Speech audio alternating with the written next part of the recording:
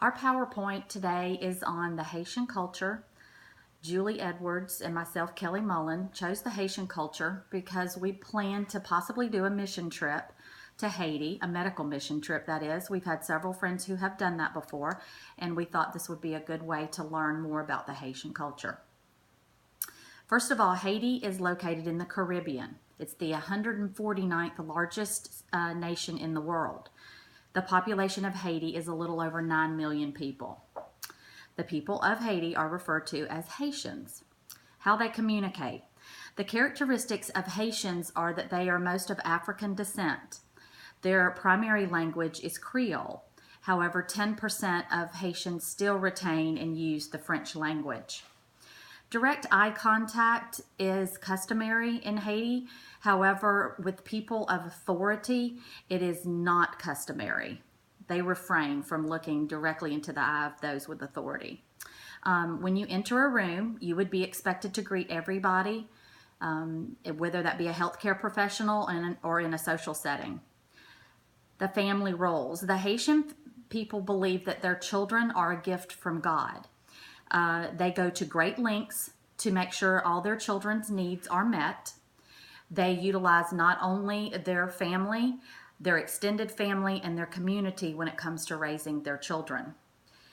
The male is the head of the household.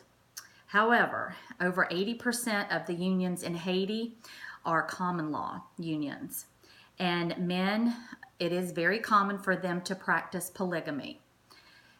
Women are responsible for the children and for the home, and the healthcare decisions are usually split between the mother and the father. The biological features of the people of Haiti, most of the people there are of African descent and with varying degrees of dark skin. The physical characteristics and diseases that they have experienced there in the Haitian culture would be malaria, tuberculosis, typhoid, and sexually transmitted diseases. Estimates of HIV among the population from around 22 to 44 are as high as 11%. Medical facilities are poorly staffed and they're poorly funded, and most healthcare workers are incompetent in that area. The life expectancy in 1999 was under 51 years of age. Nutrition. Food is important to Haitians because of their economic constraints. Malnutrition is very common.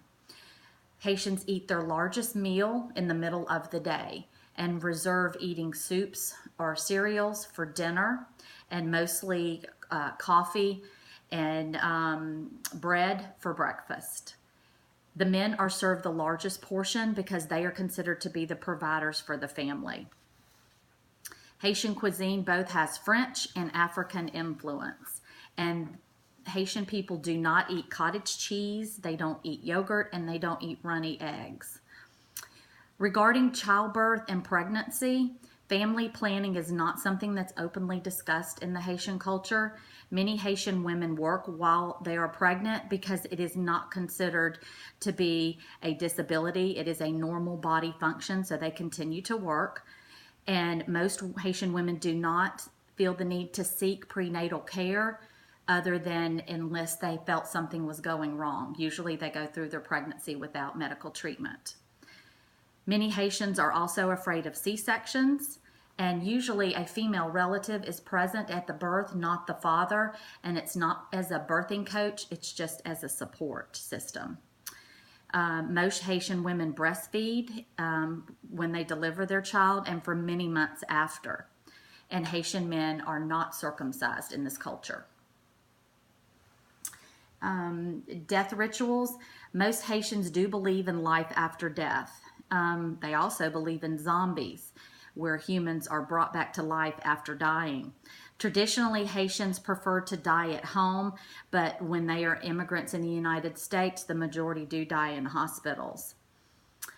They have a prayer service that facilitates the passing of the soul from the next world, which can last for up to 7 days. Mourners will wear all white, and the Mass is held on the 7th day of mourning. The dead are buried, as Haitians do not believe in cremation and resist the use of autopsies. Spirituality. Catholicism was the first Christian religion to be introduced to Haitians and is now the religion of over 80% of the population. The voodoo religion was also important in their culture, and it was thought to have been brought to Haiti when the slaves came. It has developed into a very specific religion in that country. Spells and curses are used in the voodoo religion to cure illness. They ward off evil, and they can also be cast to cause harm. Many Haitians believe that God ultimately decides the manners of life, death, illness, and health.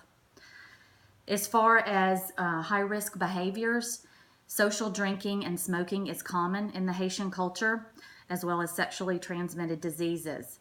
Many Haitians do not associate sexually transmitted diseases with sexual intercourse. Haitian men are generally not willing to use contraceptives. Many Haitians don't see the importance of maintaining health and view going to a gym as an extreme luxury available to only few. And being overweight can be a sign of wealth, and being thin is viewed as a sign of being poverty stricken. Common,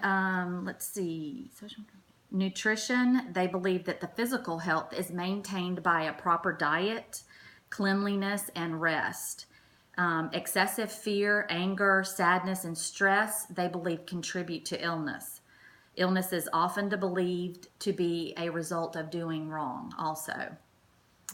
As far as their healthcare beliefs and practices, many Haitians can be distrustful of American healthcare providers.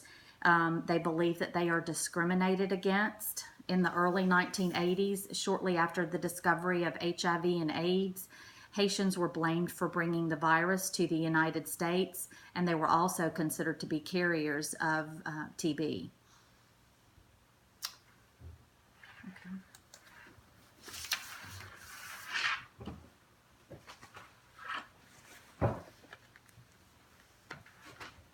I'm Julie Edwards, and I'm going to be covering the nursing implications for the Haitian culture, the ethical considerations, and resolving the ethical considerations.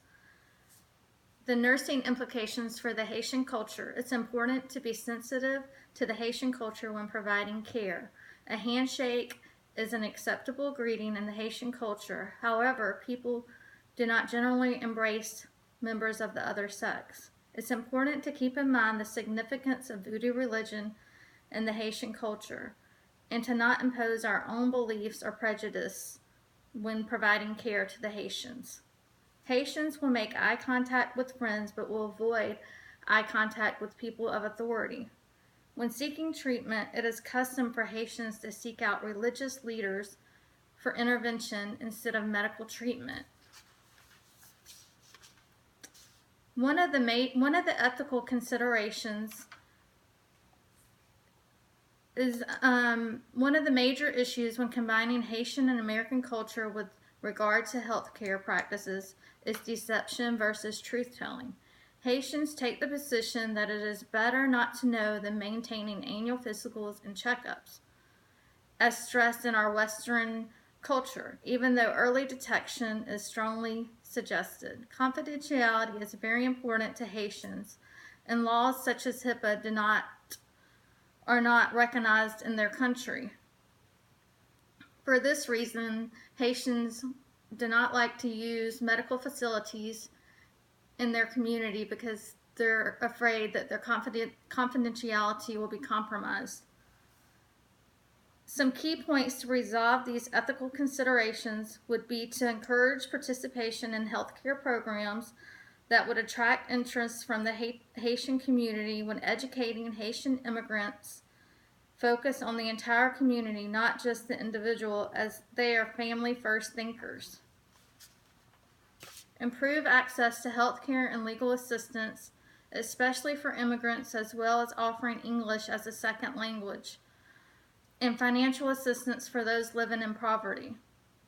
As a healthcare provider, it is important to expand the views on preventative care while at the same time recognizing and respecting our cultural differences.